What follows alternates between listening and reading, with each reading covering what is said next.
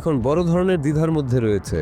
Saudi আরব ও UAE এতদিন ইসরায়েলের সঙ্গে সম্পর্ক স্বাভাবিক করার দিকে এগোচ্ছিল, কিন্তু কাতার ও তিউনিসিয়ায় হামলার পর সেই প্রক্রিয়া হুমকির মুখে। সৌদি আরব এবং আরব আমিরাত এবার কড়া প্রতিক্রিয়ার দিকে যাচ্ছে বলে দাবি করেছে বিভিন্ন আন্তর্জাতিক গণমাধ্যম।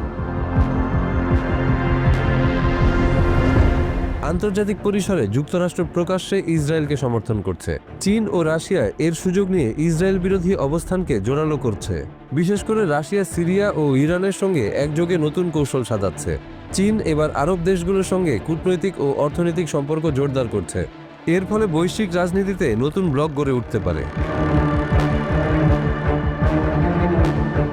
সব মিলিয়ে এখন প্রশ্ন দাঁড়িয়েছে, এই সংঘাত কতটা বাড়বে? যদি লেবানন ও সিরিয়া পুরোপুরি যুদ্ধে জড়িয়ে পড়ে, তাহলে সেটি হবে সরাসরি আঞ্চলিক যুদ্ধ। আর হুথিরা রেড সি নিয়ন্ত্রণে সফল হলে বৈশ্বিক অর্থনীতি বড় ধরনের ধাক্কা খাবে। মধ্যপ্রাচ্যের অস্থিরতা বিশ্ব